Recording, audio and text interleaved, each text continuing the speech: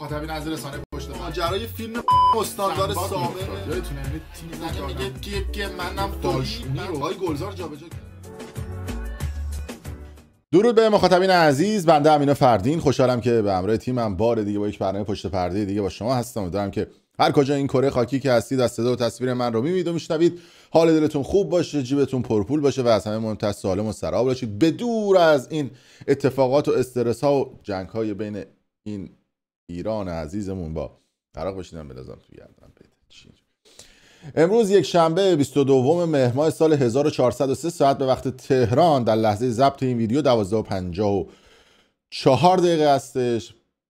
برابری میکنه امروز با 13 اکتبر سال 2024 روز یک شنبه ساعت به وقت آلمان هم 11:20 تقریبا 5 هستش. خبری ساعتی پیش منتشر شد در خصوص آخرین وضعیت پرونده تتلو که گویا از زیر حکم اعدام و اشد مجازات در رفته. البته روده راست این مقام ها و مسئولین قوه قضاییه ندارن در خصوص این نوع اخبار. امروز سخنگوی قوه قضاییه گفته بوده که تتلو 10 سال زندانش تایید شده. این در حالی هستش که مادر تتلو اومده بود یک مصاحبه انجام داده بود و گفته بود که تتلو به اشد مجازات محکوم شده و حکم اعدام براش برده شده. در طول چند ماه گذشته خبرهای ضد و نقیض در خصوص پرونده تتلو ما زیاد شنیدیم. گفته بودن که آقا آزاد میشه، نمیدونم رئیس جمهور جدید بیاد عفو میگیره. از این صحبت هم ما شاهد این قضیه نبودیم. 7-8 ماهی رو در انفرادی به سر میبرد. حتی به بند عمومی زندان هم منتقل شد، اما اونجا فوش داد به زندانبان، دوباره برگردوندنش به انفرادی. البته انفرادی که چه عرض کنم توی یه دونه سویت توی خونه زندگی میکرد در تهران و از اون مراقبت میشد. حالا گویا فرستادنش به زندان تهران بزرگ و اونجا به بخش عمومی منتقلش کردن و حکم 10 سال زندان رو مقام های قوه قضاییه گفتن فعلا براش بریدن. حالا ببینیم پرونده های دیگهش چی میشه. اول بریم صحبت های سخنگوی قوه قضاییه رو که یک نشست خبری صبح امروز داشت و یک از خبرنگار ازش در خصوص آخرین وضعیت پرونده تتلو پرسیده بود.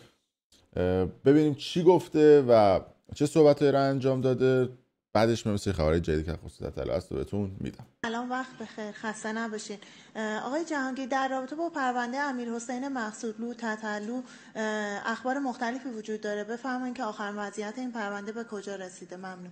بله، در خصوص نامبرد 2 تا پرونده مطرحه.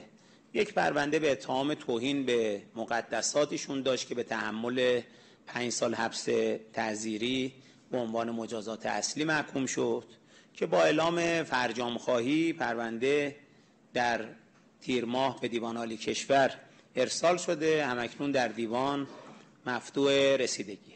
پرونده دیگه‌ای که متهم داشت به اتهام تشویق به فساد و فحشا بود که به تحمل 10 سال حبس محکوم شد که در دادگاه تجدید نظر رأی بدوی عیناً تایید شد و همکنون جهت اجرای حکم پرونده به اجرای احکام ارسال شده.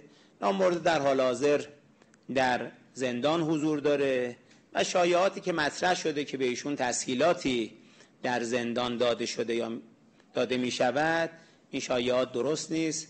همینجا خدمت شما و همه عزیزان عرض بکنم که زندان نه تنها تسهیلاتی رو خلاف قانون به نامبرده نداده و نامبرده از اون بهره مند نشده، بلکه به دلیل برخی رفتارهای خلاف ادامه فایل ویدیو هم این بوده که حالا ما نداریم اینجا، توی خبرگزاری مختلف هست و برخلاف اون چیزایی که گفته شده تازه اومدیم و تنبیهات رو هم انجام دادیم در خصوص تتلو و حالا منظورش همون فرستادنش به بخش انفرادی بوده و اینو امکان. به این نکاتی که وجود داره میگم به شما اینا یه روده راست ندارن و جزئیات پرونده رو نمیگن، به خاطر اینکه شما به عنوان سخنگوی قوه قضاییه، به عنوان نفر اصلی که خبرنگارها از شما سوال میپرسن، شما وظیفتونه ببینید حقوق دریافت میکنید و وظیفتونه پاسخ بدید. وقتی هم میخواید پاسخ بدید بعد جامع و کامل. ایشون که نمیدونم تروری که انجام نداده، جاسوس هستی که نیست بگیم که اطلاعاتش محرمانه است. اولا که اومدی گفتی که ایشون به عنوان توهین به مقدسات یه حکم براش بریدن، تشویق به فساد و فحشا هم یه حکم براش بریدن. بعد میشه بفرمایید که ایشون 10 روز پیش تو دادگاه مجرمان اقتصادی چی کار میکرده؟ توهین به مقدسات، تشویق فساد فحشا که توی اینا نیست که، یعنی اون جرمی که به خاطر اینکه ایشون حالا سایت شرط بندی تبلیغ میکرده، یه کار دیگه میکرده، تو اون دادگاه بردنش و براش حکم صادر کردن. و میشه شما بگید به خاطر اینکه ایشون رو مرتد و ربط دادید به شیطان پرستی و این اتهامات رو تو پروندهش گذاشتید و من دیتیل پروندهش رو دارم، چرا اونا رو نمیاد به مردم بگید؟ چرا نمیاد بگید که امیر تتلو نامه ای رو به بیت رهبری نوشته و از طریق رائفی پور نامه و تقاضای عفو خودش رو به رهبری داده؟ چند وقت پیش امیر تتلو نامه ای رو از طریق رائفی پور به دست رهبری رسونده و از رهبری خواسته که بهش عفو رهبری بدن. چرا نمیاد بگید که تسهیلات ویژه‌تون منظور این بوده که گیاهخوار بوده، یعنی غذای گیاهخواری بهش میدادید و از این صحبت ها؟ توی یه دونه سویت توی خونه ایشون رو زندانی کرده بود و تو بخش انفرادی زندان اوین نبوده. ببین اینا چیزی جزئیاتیه که ما وقتی ما تو رسانه هامون میگیم صداقت شما زیر سوال میره. برای همین مردم به شما فوش میدن، ربطی نداره. برای همینه که مردم دیگه شما رو باور نمیکنن. بیایید آقا این جزئیات، الان این جزئیات رو ما گفتیم به مردم، چه اتفاقی افتاد؟ اسلام به خطر افتاد، امام و انقلاب به خطر افتاد، جایگاه نظامتون به خطر افتاد. چرا این اخبار رو جامع و کامل به مردم نمیگید؟ بعد از اون طرف شما گفتید که 10 سال حبسش تایید شده.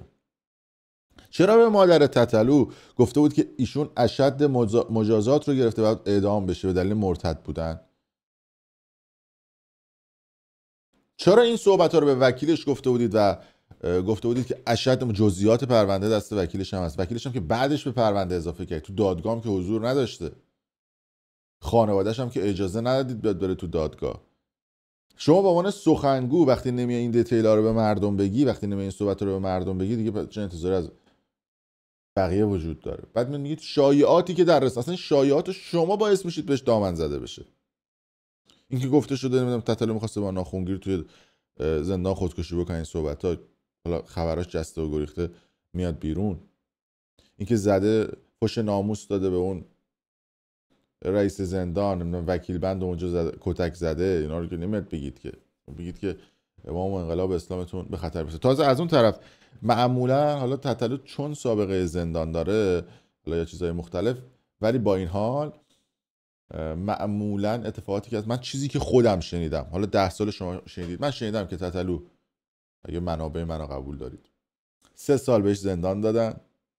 از اون 3 سال 1 سالش الان تقریبا گذرونده، تقریبا 1 سالش چند ماه مونده تا 1 سال تموم بشه. چون از لحظه‌ای که شما رو میگیرن دیگه حساب میشه.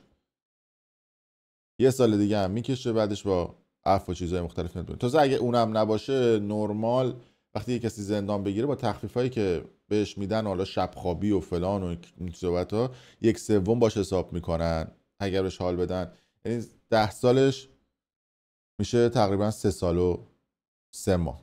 یعنی دقیقا همون حرفی که ما زدیم. یعنی 10 سالش شده 3 سال و 3 ماه، 1 سالش رو گذرونده، میمونه 2 سال که از اون 2 سال هم باز دوباره زیر سیبیلی رد میکنن، 1 سال دیگه میارنش بیرون. یه 4 تا دوباره براتون آهنگ انرژی هسته‌ای و اینا میخونه و پولش میدید میبریدش جلو. یعنی که شما با مخاطب صادق نیستید، اینکه این جزئیات به مردم بگید، خودش داستانه پشت پرده‌ای که شما برای امتیازگیری‌های خودتون، حالا در زمان‌های مختلف سیاسی و در شرایط بحرانی مختلفی که حالا 4 تا تیرتخت و 4 تا بیابون رو بزنید، ازش استفاده خواهید کرد و حالا باید منتظر باشیم ببینیم که چقدر این قضایا میتونه برای شما سودآور باشه بعد خبری. اینو جزئیاتی بود که به دست ما هم رسیده بود و حالا تتلو رفته توی زندان تهران بزرگ و اون طرفدارایی که میگفتن سلطان، قابل توجه اون آدمای معروف، قابل توجه اون آدمای خفن به اصطلاح تو فضای مجازی، فالووراتونم خدا نفره، الان این آدم که این همه سلطان کردن، اونایی که به این آدم میگفتن سلطان، اونایی که به این آدم دنده میدادن، اونایی که به این آدم میگفتن سلطان موارد میبینن، الان ببینم میتونن 1 ساعت زندان این آدمو کم بکنن؟ الان ببینم میتونن همون آدما 1 قدم برای این آدم بردن که زندانش کمتر بشه؟ دنده این آدمایی که به شما میگن سلطان شما رو میچسبونن به سقف و نمیدونم به شما حال میدن و گول دنده این آدما رو نخورید. تو شرایط بحرانی و حساس این آدما واسه شما تره، اگر بخوان خوردن بکنن نمیتونن خورد کنن. الان طرفدار این آدم میتونن براش کاری بکنن؟ الان میتونن از زندان درش بیارن؟ ریالی اصلا میتونن حرکت بزنن برن جلو؟ با احترام به طرفدار تتلو، خودت الان طرفدار تتلوی این زیر نظری پخش میکنن، هشتگ میزنن.